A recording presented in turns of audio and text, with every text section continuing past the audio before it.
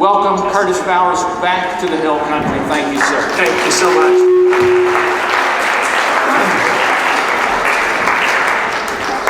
Well, thank you so much for being here. Thank you for what you do in this area. Any part of America we can influence and take back and be a model for other areas is a great blessing to the whole country.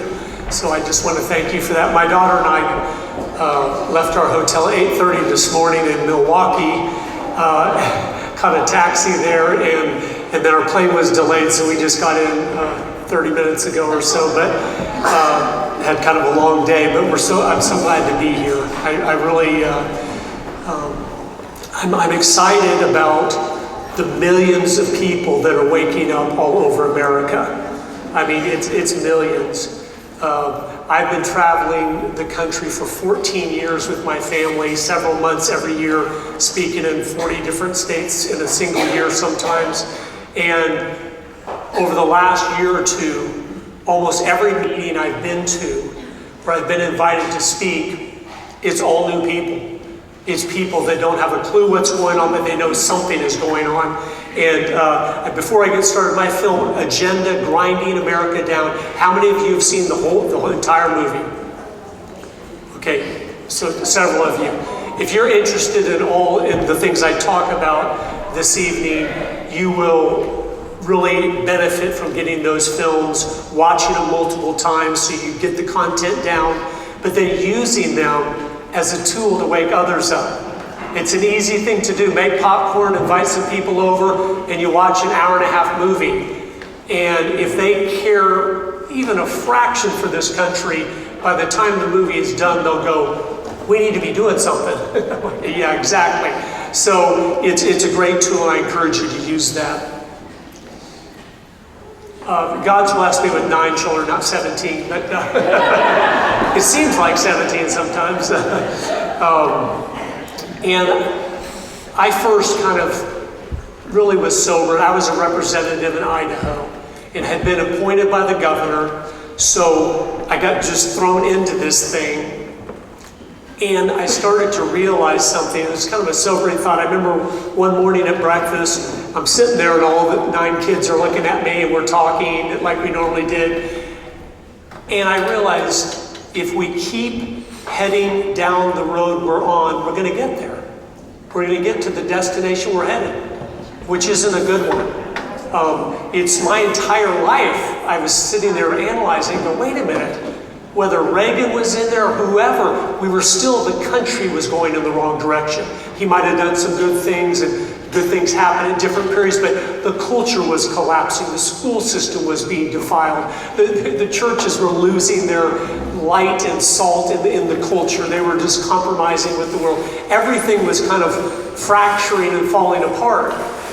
And of course, as I studied that in detail, I realized very clearly, and that's what the movie's going to, there were people and groups in this country, starting back in the 1920s in earnest, that were here to grind America down. And it was the communist movement. And a lot of people today are so naive to that because we were all told in 1989 when the Berlin Wall came down, we were told we won, they lost, communism is over. And a lot of us believed it for a little while. But I'll tell you, and I'm going to get into some of this tonight, that threat is greater than it has ever been. And I'll go through a lot of the things they are doing right now to finish us off. And like Sun Tzu said 2,500 years ago in The Art of War, you have to know your enemy and yourself if you want to win the battles that you're engaged in. And so that's why this is important.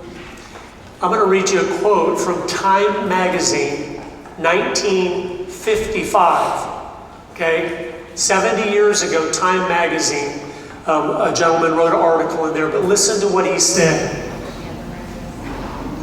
The conflict between communism is the the conflict between communism and freedom is the problem of our time. It overshadows all other problems. This conflict mirrors our age, its toils, its tensions, its troubles, and its tasks. On the outcome of this conflict depends the future of all mankind. That's 1955 America. Many back then started to see this as a real threat. But a lot of us were naive to believe the threat was the Soviet Union. It was from without. But as I dug in instead, I go, no, the main threat is from within. They have penetrated all the institutions of influence and used those to change us as a people from within. And so I want to talk to you about that because it's so important to understand. A lot of people also say, well, communism was a complete and total failure. But if you really understand what it's all about, it's really like this. A lot of you are probably Christian people. I heard the nice prayer at the beginning and stuff, but hopefully you are. You know from reading the Bible and history and everything, Jesus Christ had his disciples. Right? And today he has his followers. Christians are followers of Christ. So those are the people that are the hands and feet of Jesus Christ on this earth, accomplishing his purposes. Well, the best way for me to explain the communists is this. They are the disciples of Satan. He came to steal, to kill, and destroy. That's all communism has ever done. And they are not stopping until everything God intended to be a certain way has been flipped on its head. And that's why we see the stuff we're seeing. There's a Marxist behind every movement, whether it's the transgender movement or Black Lives Matter or any of those things. And they are pushing it to a level now. I know they are even shocked that we're stupid enough to buy into these things, that they are just mocking us, going, these idiots will believe anything if we push it on them, because they know from the age-segregated peer grouping that most of us were raised in, which Karl Marx came up with that idea, if you don't know that. He's the one that said, no, we can't have one-room schoolhouses. We have to have age-segregated peer group classrooms so a student is only around their exact age their entire life. What does that mean? They'll always be a fool because they're hanging around people that don't know anything more than they know. And so it broke the generations apart, where then the older aren't passing down the wisdom to the younger because they don't even feel comfortable talking to you. Why? Because if they're 12, they've spent their entire life around 12-year-olds. So when a 50-year-old comes to talk to them, they're like, well, what are you doing? But that was purposeful fracturing of the culture, and then you can customize the propaganda for each age group. So you can brainwash them, and they don't know they're being brainwashed. John Dewey, the father of our government school, went over to the Soviet Union back in the 20s, and he studied their school system, and that's when the one-room schoolhouse disappeared in America, because he realized you cannot propagandize an 8-year-old in a classroom if there's 17-year-olds in that same classroom, because they'll go, what are you doing? That's a lie, what you just said. And so that's why we went to the age-segregated peer group world. But then it also teaches you, starting at 4 years old in pre-K, I better just do what everybody else is doing, or I'll be teased or bullied or mocked. And so when you come into kindergarten first day and you have bright red tennis shoes on because you like those, but everybody else has white ones on, and they all start teasing you, you realize, oh, I better wear white ones like everybody else. All purposeful propaganda to set up where then the people... Welcome. I didn't say that earlier. But so that's the world we're sitting in. But the 20th century communism was 100% successful in creating what it is supposed to create. A totalitarian dictatorship where everyone is in total fear for their life every minute of every day. Ever since I made the movies, I've had the opportunity to interview hundreds of people that grew up in communist countries, and the stories they have told me about what it is like is so sobering. Even when you studied it, you realize, I don't have a clue, do I? I told that to someone, they go, no Americans do. They think communism's Jimmy Carter or something. They don't understand what it's like, and you're actually in total fear. One of the guys I was interviewing, he was raised in Cuba and he escaped there when he was 18. He said, I could not even tell my parents I was leaving because every family has someone that's been bought off by the communist leadership. And so you don't know who they are, so everyone's quiet. Just be quiet, mind your own business, don't talk to anybody, don't say anything, because if you say the wrong thing, you're going to be punished for it. And so that's what we see, of course, going on in Red China right now, which is the model for the world. Marxism, we use that term a lot more today than communism. But I want to tell you very clearly, Marxists are communists. Okay? Don't be deceived thinking, oh, it's a watered down version. Marxist philosophy, when implemented, ends in a communist state. And so that's what these people are doing. Vladimir Lenin, who was the founder of the Soviet Union, he was a genius of strategy. Almost all the things that are going on today in the left, in the socialist, communist side of things, come from his writings, because he really was brilliant in how to use people and how to convince everyone you're on their team so you can use their energies to push forward your agenda, but you've convinced them, no, this is for you. But here's a quote from over 100 years ago. This is what the Marxist communists are doing today. Carefully, attentively, and skillfully take advantage of every, even the smallest fissure among the enemy. Seize every, even the smallest opportunity of gaining a mass ally, even though this ally be temporary, vacillating, unstable, unreliable, and conditional. Those who do not understand this fail to understand even a grain of Marxism. And what he means, you become all things to all people. You're Christians, okay, we need to come up with something called creation care. And we will put a few Bible verses in there and suck these Christians into pushing the radical environmental agenda, but they'll think they're just taking care of the creation.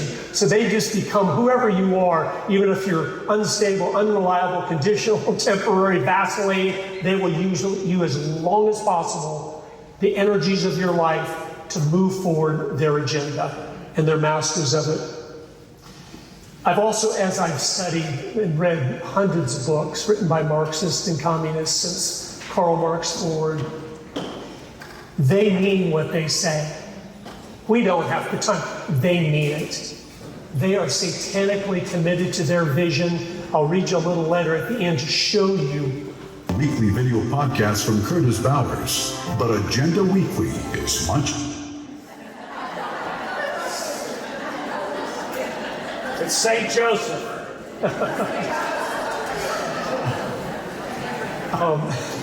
Anyway, so what is their plan? Here's their plan.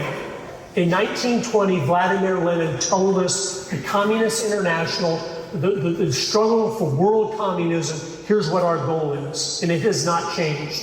First, we will take Eastern Europe, then the masses of Asia. We will encircle the last bastion of capitalism in the United States of America. We will not need to fight. It will fall as a ripe fruit into our hands. It's amazing to me that 100 years ago, he knew all the things they were doing inside of our country, where when it came time to take America down, they're going to collapse from within because we've rotted them morally. We have brainwashed their children. We have propagandized them with the Hollywood movies and the media. And when it comes to take them, they're just going to fall. We won't have to fire a shot. And boy, was that the truth. How many of you have heard of a man named Dr. Fred Schwartz? Good, somebody has. We would not be free in this country if it wasn't for Dr. Schwartz. He, in the 1950s, he was a medical doctor from Australia. He came to America on a trip. And while he was here in the 50s, he realized we were being taken over from within by the communists. He quit his medical practice, never practiced. He's an MD, never practiced again, moved to America, started the Christian anti-communist crusade, and started speaking all over America about the threat of communism. And what's amazing, back then in the 50s and 60s, he would go to stadiums and 40 to 50,000 people would come out to his lectures, and he'd talk for 3 hours on this enemy that's taken us down from within. And you might not have heard of him, but people you know have heard of him. Ronald Reagan was started by Dr. Fred Schwartz. Phyllis Schlafly was started by Dr. Fred Schwartz. Don McIlvaney and many others, they went to one of his lectures and all of a sudden their eyes were open, whereas we didn't even know anything about this. But he wrote a book that my father made me read when I was 12 years old, back in the 70s. It's called You Can Trust the Communists. And my dad, who was in touch with what was going on, I'll tell you a story about him at the end that you'll really like. But he said, son, you need to understand this communist movement because their goal is to take over the world and to destroy freedom, to destroy religious liberty, and to enslave every human on the planet. And so I read this book. I'm going to read you just a teeny bit at the beginning so you understand about this. And we have reprinted this book because it's so powerful. It's the single greatest book written if you want to understand the communist mind. The thesis of this book is very simple. It is that communists are communists. I intend to show that they are exactly what they say they are. They believe what they say they believe. Their objective is the objective they have repeatedly proclaimed to all the world. Their organization is the organization they have described in minute detail, and their moral code is the one they have announced without shame. Once we accept the fact that communists are communists and understand the laws of their thought and conduct, all the mystery disappears, and we are confronted with a movement which is frightening in its superb organization, strategic mobility, and universal program, but which is perfectly understandable and almost mathematically predictable. And he goes on to talk about that and where you understand these people and who they are. But that was a key book that came out in 1960 to start waking the troops. 3 key things the Marxists always do, and you will see this 100% of the time. Number 1 is they always tell you where they are going. Here's what we're going to do. January of 2017, Fauci, President Trump, you will have to deal with a worldwide pandemic. They always tell you where they're going. Number 2, they always state their purpose as if it was the opposite of what it actually is. So one of the communist groups I studied as I was making these movies, which is a perfect example, it was a communist organization in the city of Chicago. Guess what the name of the group was? The Committee to Defend the Bill of Rights. I wonder how many conservatives wrote them a check. Oh, that's good. The Committee to Defend the Bill of Rights. And their only goal is to destroy down and take away all of our rights and enslave us in communism. That's an example of that, and I'll get into some other ones. And number 3, this is something they always do. They always accuse you of doing what they are actually doing. So you racist, they're racist. You white supremacists, no, they are the ones that are doing these things. So that's important to know. So once you know that, then you can see very clearly where we're going. When they accuse us of something, you realize, okay, that's what they're doing. When Hillary told everybody Trump is in collusion with Russia, I knew it instantly because I've studied this. That means she is. And I started looking up, yes, when she was Secretary of State, she went over to Russia, and they've got millions of dollars of donations from Russia the week she came back. And so I'm like, oh, that's a crime if there ever was one. You're getting bribes from millions of dollars to your personal foundation right after your visit over there. What was the visit for? She sold them most of our uranium to make more nuclear weapons. And gets millions of dollars, tens of millions of dollars of donations. And I knew that, boom, I was like, boom. The day Trump was elected and they started coming out with that thing, I realized, okay, that's a lie. Because I know they would not want this guy who's patriotic to be president. So they would definitely want Hillary. Why are they saying this? And then I dug in, because she did that and wants to cover herself. That's what they always do. There is a communist behind all the movements. I'll just go through a few. The Black Lives Matter. I mean, you can even watch the videos where the leaders admit we are trained Marxist organizers. So what is the Black Lives Matter movement all about? It's showing black lives don't mean anything at all. We'll come into their towns, we'll stir them up. They'll burn down their own stores, burn down their own places where they might get a job, and then they'll get arrested while we slip out of town. But they created the chaos that we desire to come to power and gain more ability to have more power and more control. So it's always the opposite. So that movement was the most vile thing ever. Because what was it doing? It was using the black community and taking more advantage of them and manipulating them and to destroy their own places where they live and stuff. And it's so evil. The biggest movement that they have going, and it will never go away, no matter how many facts we have, because it's such a grand movement, of course, is the whole climate hoax nonsense. A lot of people don't realize this. You dig in, you study these things. The last paper that Karl Marx wrote with Frederick Engels, that's the guy he wrote the Communist Manifesto with. The last paper he wrote in 1883, before he died, was a paper called Dialectics of Nature. And it said we're going to use the environmental movement to destroy capitalism by claiming the pollution is going to blot out the sun and create, another ice age, and everyone's going to die. They just repackaged and twisted that. The first Earth Day, in I believe 1971, the very first Earth Day, guess what day they picked to have Earth Day? Vladimir Lenin's 100th birthday. This is all, it's to its core. It never was well-intentioned. They started it, and they pulled in a lot of well-meaning people because were so great at propaganda and brainwashing, but it's a complete lie. Real quick, I'm going to go through a couple of the details of it because this is the movement. Whenever world government is implemented, it will be through the environmental movement. Whenever the communists finally have succeeded in their struggle for world communism, it will be through the environmental movement. Because they can't ever step down from that movement. Because a movement that's called saving the planet is so grand, if you ever step down to something else, you would lose half of your troops. So it's not going away, but we need to be educated about it. Real quickly, the bedrock lie of the whole thing is carbon dioxide is a pollutant. Okay? That might sound true if you went to government schools, but if you didn't, it's so laughable, but it's so evil. Carbon dioxide is plant food. It's fertilizer for everything that is green. And yet they call their movement the green movement. Again, the opposite. They're wanting to cut carbon dioxide, and they're going to be the green movement. Well, here's what's really sobering. Right now, we're at 400 parts per million of CO2 in the atmosphere.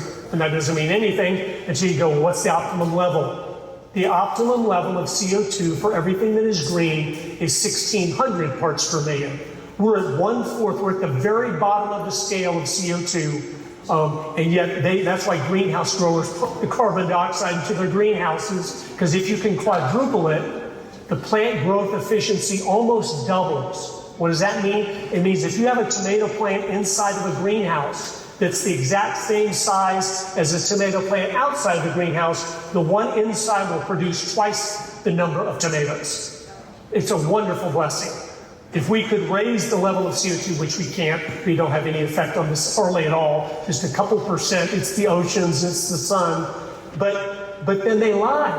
And here's the reality, if it ever drops below 150 parts per million, everything green dies. And their movement to cut carbon dioxide is called the green movement.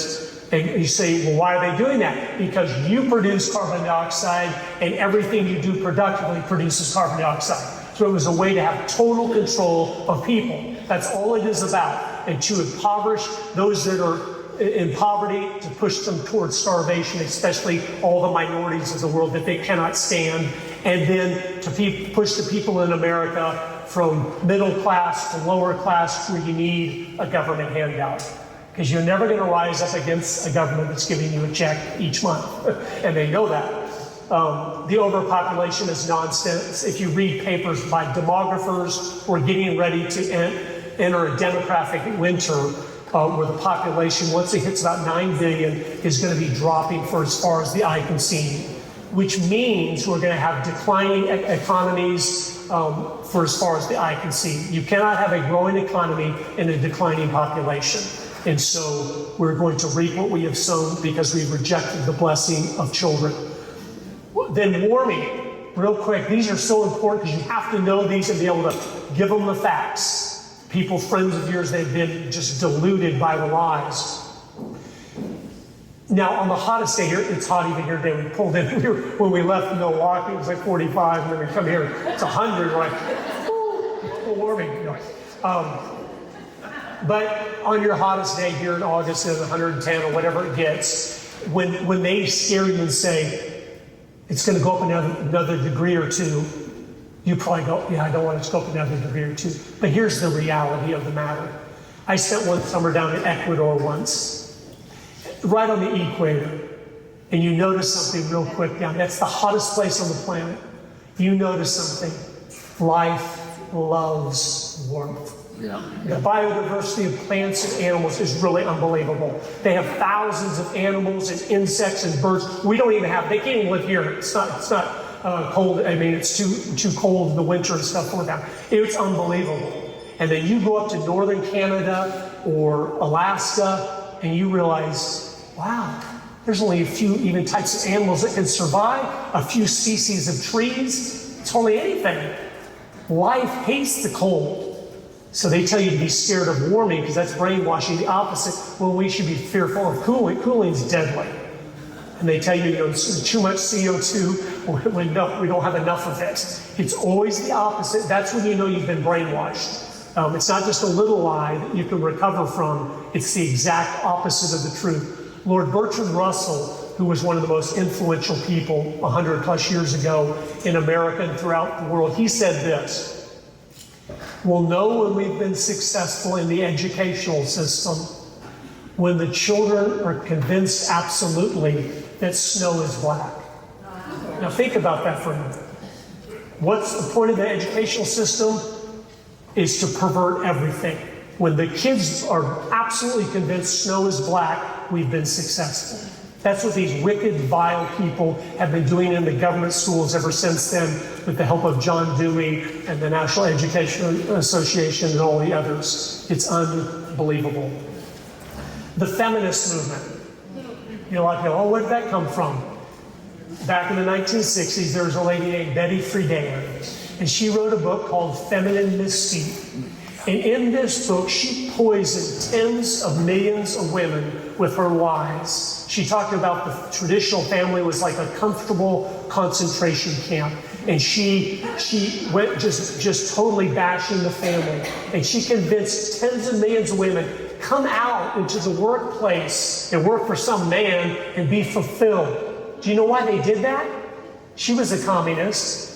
Because they wanted to raise the children. They knew the woman's job was the most powerful position in the entire world. Nothing compares to it, because you're raising and molding the next generation. And they said, no, we want to mold and raise the next generation. So you come out. And she, again, it had acted like she was just discontent, but later it came out, she was a staunch supporter of Joseph Stalin, and she was just doing her part for the communist cause to break down the family structure in America. And boy, was she successful. And so many of those millions of women woke up at 45, 50 and realized they'd been lied to, but it was too late to go get married and have a family and everything, and they missed it out because of those liars. This one's not popular to talk about, but I have to. The rock and roll culture of the 60s. How many of you heard of Dr. David Noble from Summit Ministries in Colorado? He's written so many books over the years. This is a book he wrote in 1974 called The Marxist Minstrels, a handbook on communist subversion of music. And John Lennon himself, of the Beatles, was a communist, a staunch communist. I found many articles in the Soviet Union back then in the 60s and 70s when they were interviewing him, and he said, we're doing our part to break down the morality and break down the culture. Karl Marx said the famous quote, my goal in life is to dethrone God and to destroy capitalism. And then you look at John Lennon's song, Imagine. When world government is implemented, and someday when the Antichrist is in control, that will be the anthem for the world. But again, the first verse, imagine there's no heaven. It's easy if you try. No hell below us, above us, only sky. What is that saying? Christianity is a lie. There's no heaven and hell. It's now. Because if you can convince people it's just now, then they're just going to run free and rebellious because this is all I've got. They're not worried about standing before a holy God on the day they die. And so they're going to be sucked down into hell because of that. Then the next verse says, imagine there's no countries, world government. It's totally there. People are like, oh, we love this song. It's imagine no possessions is the next verse. What's the first plank of the Communist Manifesto? The abolition of private property. He was a hardcore communist, but here's some of the things that a lot of people don't realize. John Lennon, when he was talking about Jesus, this is what he called him. He said, he's a garlic-eating, stinking, little yellow, greasy, fascist bastard Catholic Spaniard. Oh, I like the Beatles, though. If you're a Christian like the Beatles, you better confess. But here's what he said in August of 1966. Christianity will go. It will vanish and shrink. I needn't argue about that. I am right, and I will be proven right. We are more popular than Jesus now. He's been burning in hell since 1980 or whatever. I'm sure he realized he was kind of not accurate in that. But I'm telling you this because a lot of people don't want to talk about it because, oh, we like that music. Of course your flesh likes that music. But there are millions of young people in their graves today because they follow those Pied Pipers into the drugs, sex, and rock and roll. And it's still destroying our young people today. And no one's speaking against it. No one's standing up because we like it. And it's destroying the next generation just like it's destroyed the last few. And that breaks my heart because I had some friends that died young of drugs and things because they were so into rock music. The woke church. Why do we have most of these just, I'm trying to be nice, these prophetic pastors that are charlatans? They're not shepherds leading and protecting and directing the sheep. They are following the Pied Pipers of the world, trying to build a big congregation and make lots of money and live a really nice life. But if you study back in the 1950s, one of the top communists in America, he left the Communist Party because it came out that Stalin had slaughtered 20 plus million of the Russian people, and it kind of woke him up. So our Congress interviewed him. And I was back reading the congressional record in 1953, I believe it was, and they said, the Un-American Activities Committee said, what have you mainly been doing in this country to take us down? And he said, the number one thing we've been doing since the 1930s is we've been going into the seminaries and divinity schools, getting our degrees and then staying on as the professors so we could capture the energies of the church because we know that is the most powerful force that there is. So why do 95% of all the seminaries in America, every single one, 95% of them do not even believe the Bible is the inerrant word of God anymore? I mean, that's why. Because these Reds took it over. They go, no, we want the church sorting their trash on Sunday night and getting involved in social justice and working for bigger government to take care of the poor. Well, we're supposed to take care of the poor. The government's not supposed to. When the government takes care of a poor person, it enslaves them because there's no accountability. When the local community sees someone in need, hey, we'll help you. You can help them, and there's accountability. Hey, did you go to the job, thing I set up for you? You didn't? And so we can, when it's at the local level, you can discern the lazy from those in need. And we're supposed to help those in need, but the lazy, God said, if a man doesn't work, neither shall he eat. And God said that very kindly because he knew your stomach is eventually going to get the best of you. And you're finally sitting there long enough, okay, I'll do whatever, I'm really hungry. Because he didn't want us to sit here and do nothing with our life because he knew one day you're going to stand before me and give an account. And you allowing a person to sit there on the corner, do nothing day after day, year after year, that's not loving your neighbor. That is not loving, because he's going to give an account of that, and he's going to regret it for all eternity that he did that. A lot of the college protests going on right now. One of my friends sent me was at one of the college protests and sent me a flyer they were handing out there. Organized the Intifada, communist hammer and sickle on it, a communist program for escalating the Gaza solidarity movement. And it goes through here, the whole thing. We need to escalate this in the city streets, on all the campuses before the coming election, and where we can have the revolution we've always wanted. And it has all these things to outline exactly what to do. It's put out by the Revolutionary Communists of America. They don't miss a trick. They're always using the energies of others to accomplish their goals. Back in the early 1970s, after the rock and roll culture had brought in the drugs, there was a lot of rebellion. There was a lot of protest on our college campuses and stuff. And a lot of those communist organizations, like Students for Democratic Society and the Weather Underground, they were realizing, they thought, I think we can go for revolution now. Communists is always about a violent revolution. That's their goal. And so a lot of you might not remember this, but I'll ask you a question here, think in your mind the answer. In 1971 and 72, over an 18-month period, just a year and a half, guess how many bombings of buildings there was in America? Just think, and I'll tell you, to think for a minute, guess. 18 months in 71, a long time ago, 50 plus years ago. There was over 2,500 buildings, 5 a day, every day for 18 months. And that was the communist groups. They thought it was going to catch fire and just spread where everyone just started killing each other, and then they were able to take over. But they realized something. There was too much Christian fiber left. Too many people believed in God, and they're not going to start just killing each other, because God said, "Thou shalt not kill." And so what did they do? They all went into the school system, and they went into Bill Ayers, of course, and all those guys. They went into the educational system. He spent his life there at the University of Chicago, but he also did something else as I was researching him.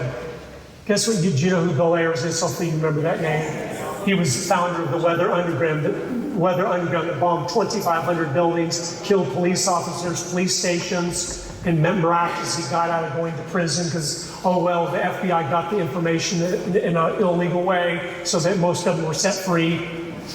But he was the mentor of Obama, and even Obama said that was my main mentor in Chicago there. But he spent 20 years on the committee that writes the curriculum for all our government schools.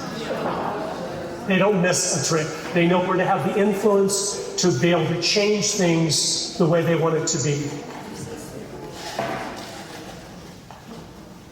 The Red Book. Anybody ever heard about this? This is from Mao Zedong in Communist China. 1966, this book came out, and he gave it to all the children in China, where they would read it. And it was so powerful at brainwashing them, the children started to turn in their own parents to be tortured and executed by the thousands. Because he knew, if I can get to the children, just like Hitler knew, if I can train the Hitler youth up when I need them, they won't be loyal to their parents. They'll be loyal to me. And that's where that was. Well, part of that Cultural Revolution, Mao said this, and this is what we are going through right now and have been for 60 plus years. He said we need to get rid of the 4 olds: the old culture, old ideology, old customs, and old traditions. Why are they tearing down statues? Why are they throwing Christianity out of everything? Why are they? Because you have to destroy everything so you can build it back the way you want it, and that's what they were doing. Here's a quote. One of the gentlemen I talk about in the movies who was so influential in what's happened to our country was a man named Antonio Gramsci. He was an Italian communist, and he had gone over to the Soviet Union to talk to Lenin. And he said, "I'm a communist, but I want you to know, Lenin, if you want world communism, you're going to have a different approach than revolution for countries that believe in God." And Lenin said, "Oh, no, we don't. We will have world revolution and world communism." So he kicked him out of the Soviet Union back to Italy, where Mussolini threw him in prison. And he spent the rest of his life in prison, but he wrote a book and outlining, here's how you take a Judeo-Christian country down from within. Here's just a couple of sentences from it Listen to this. This is what's happened over your lifetime. Quote, any country grounded in Judeo-Christian values can't be overthrown until those roots are cut. Socialism is precisely the religion that must overwhelm Christianity. In the new order, socialism will triumph by first capturing the culture via infiltration of the schools, universities, churches, and media. That's what you've lived through. It's a long march through the institutions, and that's where we are. Another key element or quote that Vladimir Lenin gave us, he said, the best way to control the opposition is to lead it ourselves. So key. So when you see something like the church, you don't want to destroy it. You want to use it, so you're going to infiltrate and subvert from within. So the best way to control the opposition is to lead it ourselves. Work yourself up where you're leading that group that's supposed to be your opposition.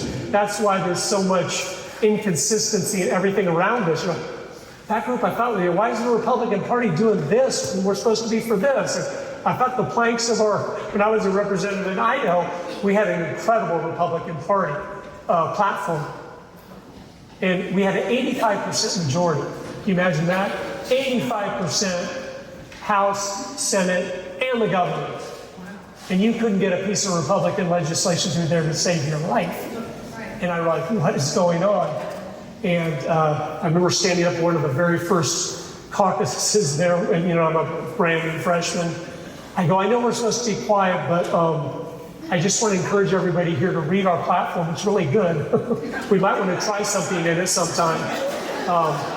And they wouldn't. We couldn't do anything with an 85% majority because they were all charlatans there for the position, the title, the name tag. And I went to the Speaker of the House the second week I was in there, and I said, I don't understand what we're doing. When we have this majority, we could make Idaho the example for America, and we're not. And he laughed and he said, oh, that's what I felt when I first came in here, 20 years ago. And then I didn't even know what to say when he said that. But I said this when I left. I said, I'll just guarantee you one thing. When they have the majority, they're going to do something with it. And he turned beet red, and he said, you're probably right. And I walked out of there. But I just realized, no, this is rotten. Another interesting thing about the other side, now I'll start wrapping up and we maybe do some questions, is they always have a plan. So everybody knows what they're supposed to be doing, even if they're not connected to people. For instance, in 1903, Vladimir Lenin wrote a book, What is to be Done? And all the people that read this were the ones then that joined him in the Bolshevik Revolution to take over Russia. But he laid it out here step by step what we're going to do. In 1932, the head of the Communist Party USA was a man named William Z. Foster. And he wrote a book called Towards Soviet America, 1932. And he outlined, this is how we can turn America into the Soviet Union. So everyone in America that was left-leaning and communist thinking, they read the book. And then okay, we got to get into education. We got to get into, so they all had the plan. Okay, this is what we're going to do. And if you read this book today, it's like they've done everything in here. Then the book that's probably the most famous you probably have heard of is called The Naked Communists by Cleon Skousen. This book came out in 1958, and Cleon Skousen had been an FBI agent, and he had gathered together all the information from all the different FBI agents that had gone undercover into communist cells, listing what are they talking about, what are they doing. And he came up with a list of here's the 45 main things they're talking about. I'm going to read just a couple of them to you right now, but it's pretty sobering. This is 50s America. Goal number 17. You wonder why our schools are where they are today. Get control of the schools, use them as transmission belts for socialism, soften the curriculum, and get control of the teachers' associations. They've done that decades ago. But they knew dumb down the students and then start teaching socialist ideas, this transmission belts for where it sounds good, it's fair, it's just. Who wouldn't be for socialism? Where you just share everything, everything's so wonderful. Listen to some of these. I am a Christian, and so when I first read these years ago, I was like, I couldn't believe it. I go, how do the communists get that our morality is our greatest strength? But most Americans don't get it. Right. They think, oh, it's not a big deal. What does it matter? You know, listen to this. Goal number 24. Eliminate all laws governing obscenity by calling them censorship and a violation of free speech and free press. 50s America. Quick story, personal story. Quick story. I know you all know we've changed so much, but I don't think you realize how much. It was 1972, 73. I was about 7 or 8 years old. I went with my mother to the store in Tampa, Florida, where we live.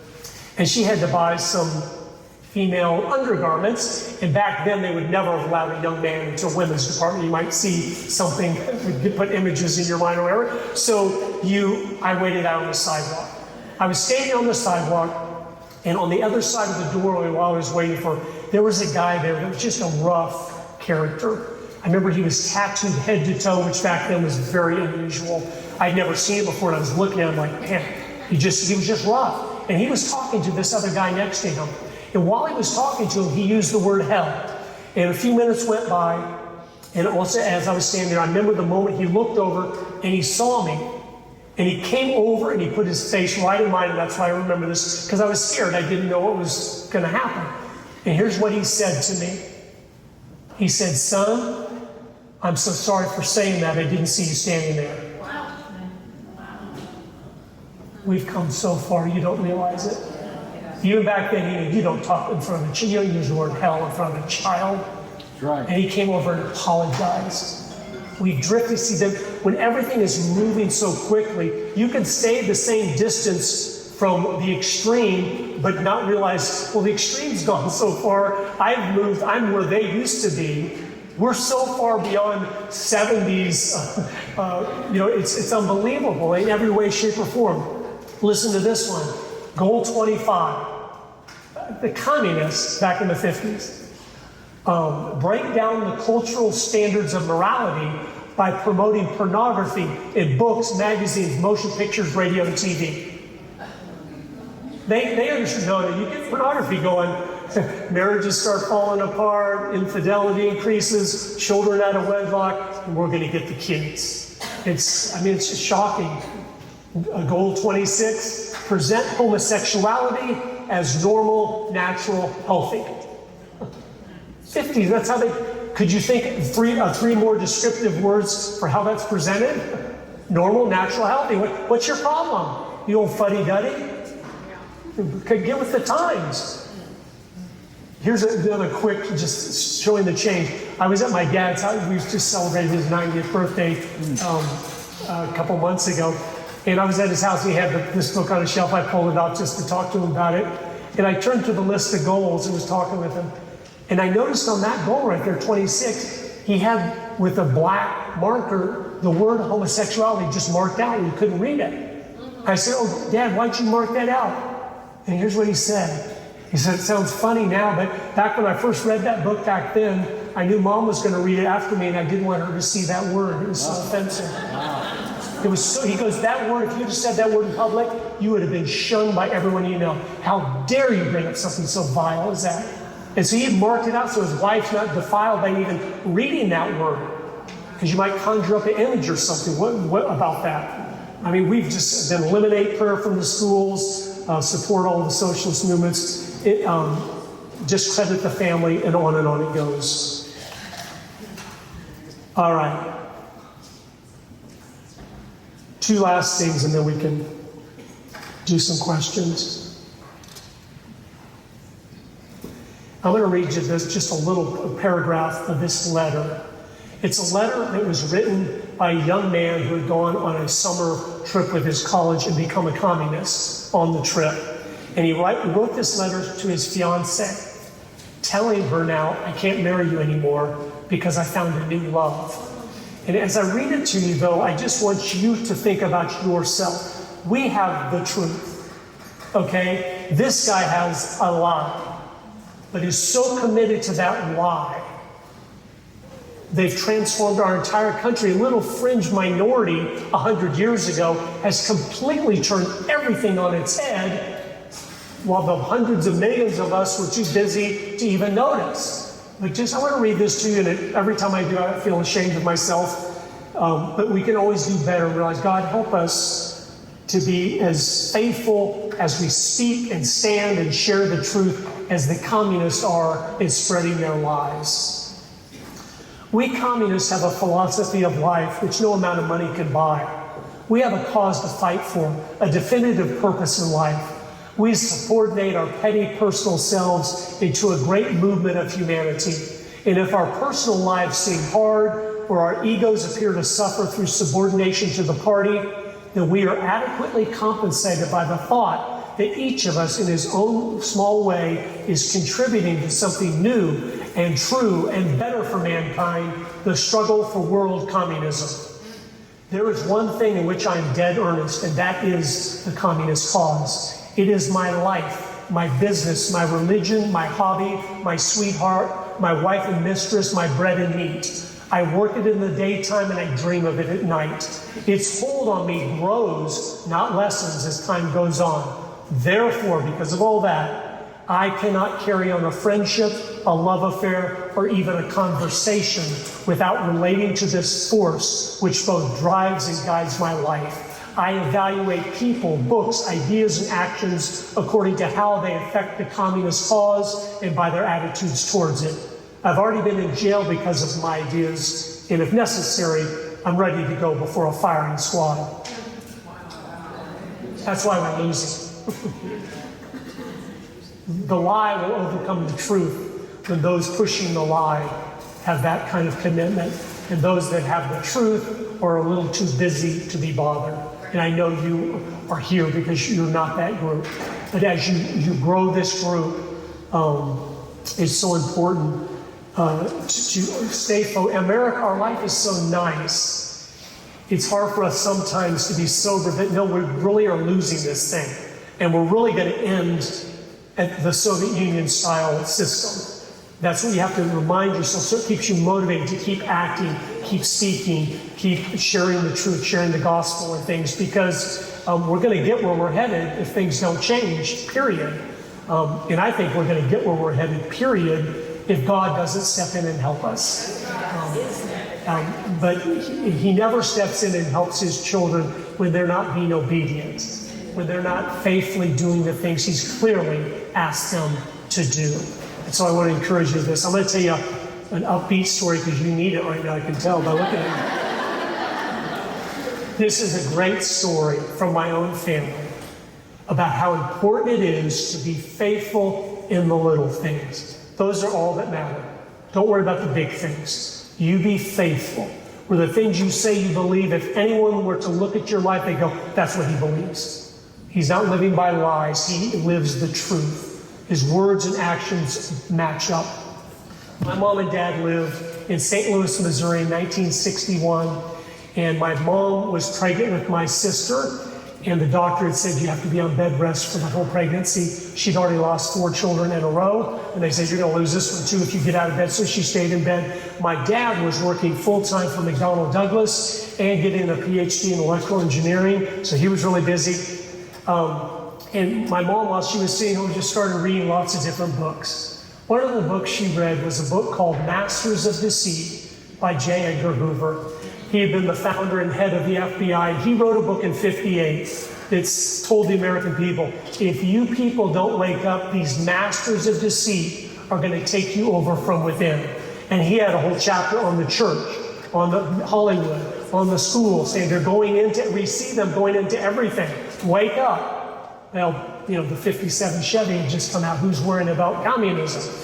Well, my mom read that book in her early 20s, and it shook her up. And she told my dad, Jim, you got to read this book. And he's like, I'm so busy. She goes, you got to read this book. So he finally read the book. And here's just a great example of a young couple in their 20s wanting to make a difference. I love it that it's my mom and dad, and they were wonderful parents. So my mom, as she would stay in bed all day, she had all the St. Louis newspapers delivered to the house. And she would read through all the letters to the editor. And anytime she read a letter by someone that got it, they understood what was going on, she realized we need to connect with them. And we need to have them set up a small group in their home. So she would call them up and say, I loved your letter to the editor. This Thursday, invite all your family and friends over to your house, and my husband's going to come over and give a 2-hour lecture on communism. So they did this one day a week, even though they were so busy. And my dad tells me the story. He said, I came home one night, I was so worn out from work and then classes, and it was pouring down rain. And right when I came in the door, Mama said, I got a meeting set up for you tonight. And he's like, no way, I'm too tired. And she's like, you need to go, you don't know who might be there. So he went, and he was faithful in the little things. He drove across town in the rain, probably because of the rain. When he got to the meeting, only a couple people had shown up. But he went ahead and gave them his 2-hour lecture on communism. When he was done, one of the gentlemen came up to my father and said, if half of what you said is true, we are in serious trouble. And my dad said, well, that's why I'm doing this, even though I'm so busy. They became really good friends, and he started borrowing all the books my dad had read. And in a couple months, he knew far more than my dad did. And he came to my dad and said, Jim, I'm going to quit my job and write a book about this. And my dad's like, don't get carried away.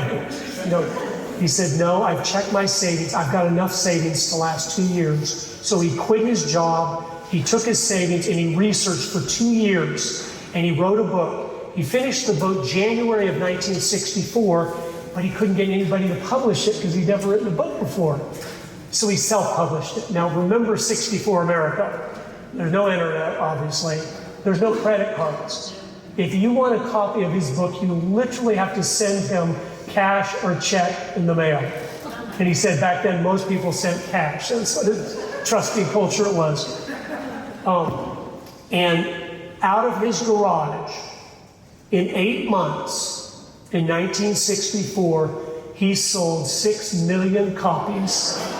And when Ronald Reagan was elected president of the United States in 1980, he said, I would never have been elected president of the United States if John Stormer in 1964 had not written the book, None Dare Call It Treason, the book from the man that came to my dad's meeting. Wow. It's so important.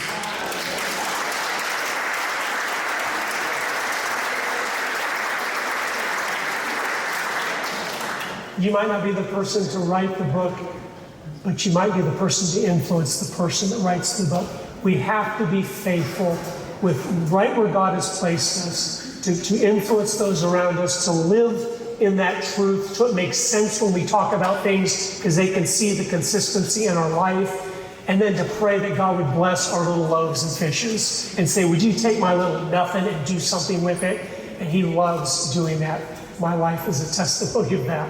So why don't we take a few questions, and then I'm going to tell you about a few things we have here. Curtis, if someone has a question, they can come here to the mic.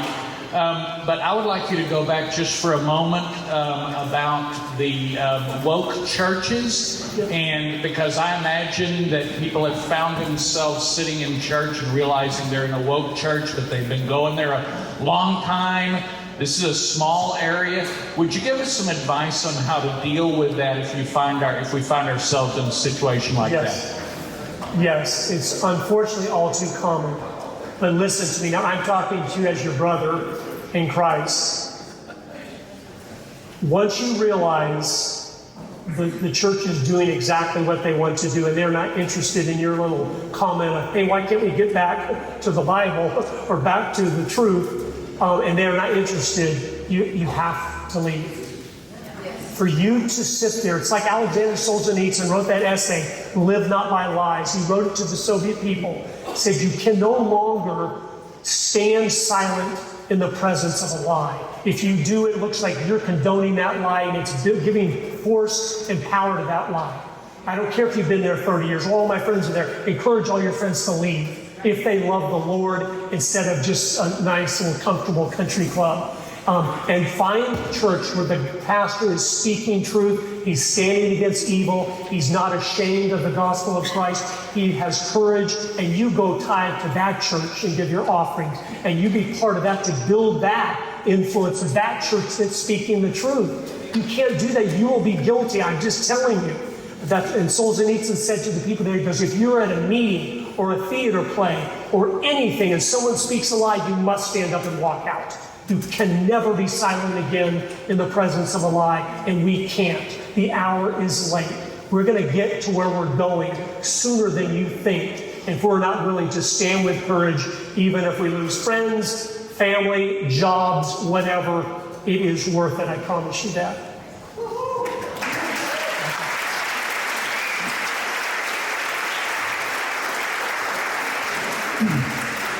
My name is Tom Marshall. I've got two things. First, an observation. I'm going to try to make this quick, and then a quick question. I like your analogy about music. A number of years ago, a gentleman wrote a song about a little town about 10 miles from here. His advice was to get back to the basics. The basics we need to get back to is our Constitution.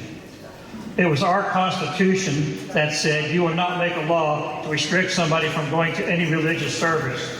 It's our Constitution that said you will not prevent somebody from going to work without some kind of compensation. It was our Constitution that said our rights come from God, not from government. We need to promote that. The question is, just real quick, on the statistic about 16,000 parts per million. 1,600. 1,600, whatever. Do you have a source for that? I don't question it. I just curious of the source. I don't off the top of my head, but if you even type in on the internet optimum level of CO2 for plants and things, it'll bring you that. I have a greenhouse and stuff, and that's the optimum level they want it to be at. And when you do that, again, plant growth doubles its speed. An oak tree will grow to maturity in 25 years instead of 50 years. So it doubles the growth if you can quadruple it, which is, and that's why the greenhouse growers do that. But that's the level they set in the greenhouses. Hi, my name is Rachel Vickers, and I am a student of the Bible. Excuse me. I've been studying the Bible since 2005. And right now, this minute, I'm in the book of Isaiah. And one of the things that he's talking about is what you've been saying quite often. There's 4 pillars that are really important that the Satan is using, and that's religion, education, political, and I can't, for the life of me, can't remember the last one. But there are 4 pillars that are just really important that they're doing. And I believe that we need to get back to the basics of our God-given rights. Yes, and on that note too, with that is, and a lot of you, maybe your kids are growing, some of you maybe not. Education was the last one. Yeah, but you need to homeschool your children and grandchildren if you can influence others to do that.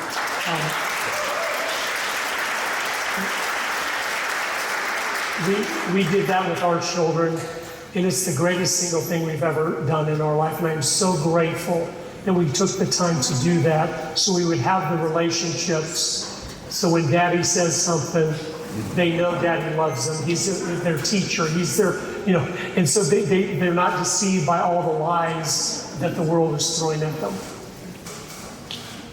Hi, my name's Andy Holcomb. I want to put some teeth into something you said. Yes. And forgive me, I get a little emotional. Yeah. My dad served this country for 32 years. He fought 3 wars. But in 1959, he was a major. He was selected to go to Taiwan to support and advise the Chiang Kai-shek regime. What I saw is exactly, I was 12 years old, what you said. I was given one of those little books. I was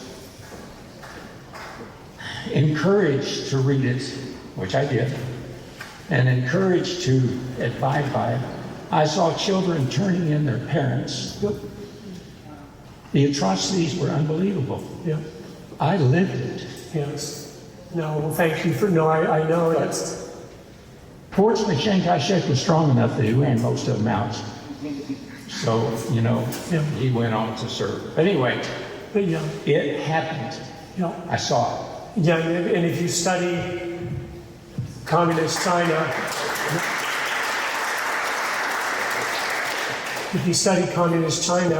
and you see behind the scenes, now it's clear through declassified documents, our State Department is who put Mao in power, the communists, by cutting off the support to Shanghai Czech, the food, the ammunition. We clearly put him in power because we wanted communists there, just like Lenin and the Soviet Union. When they were collapsing a couple of years into that experiment, the bankers in America, the Rockefellers and others, gave them hundreds of millions of dollars worth of loans because they want the enemy there, so you're afraid. It helps them be able to keep you in fear so they can do whatever they want to do. What's interesting is in 1949, the year Mao took over China, his right-hand general, his right-hand man Li, he wrote in his diary, the week they took over China, this is so powerful, this is the mindset of a communist. So they just had taken over China, this huge country. They've been fighting for years and years, and he writes that week in his diary, 100 years till America. And so their goal has always been 2049 to take over America. A few years back, they changed it to 2035. They said we don't need to 2049. And in recent months, it's leaked out from some of their top meetings. They think they can take us by 2028. And that's their goal. And that means troops on the ground. That's not talking about, they're subverting us from within right now with the fentanyl and the open borders. But that's I don't know if they will do it or not, but that's their plan. Communists, again, they will not stop until that has happened, until they have absolute totalitarian power of the entire world.